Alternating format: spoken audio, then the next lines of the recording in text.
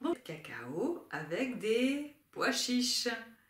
Le résultat est vraiment succulent, 75 grammes.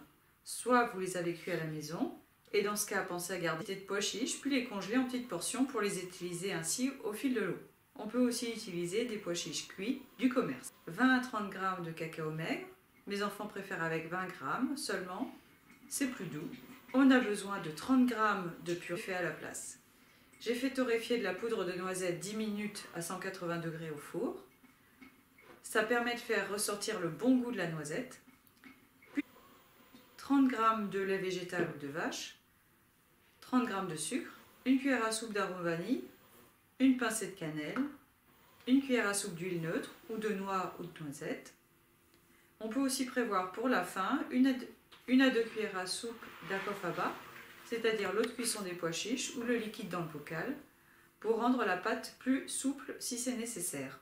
On commence par mélanger au mixeur les pois chiches et le lait pour obtenir une pâte bien homogène.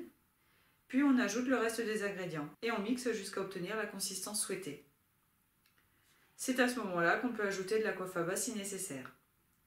Voilà, c'est vite fait.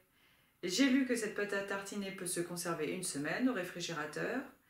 Vous devinez la suite, je ne peux pas vous confirmer cette durée de conservation car on a toujours terminé le bocal bien plus tôt que ça. La pâte à tartiner est évidemment moins gourmande, moins grasse et moins sucrée que celle du commerce. Mais comme ça on peut en manger sans avoir de scrupules. J'ai déjà préparé d'autres pâtes à tartiner, vous pouvez les découvrir dans le i qui apparaît en haut à droite. À bientôt!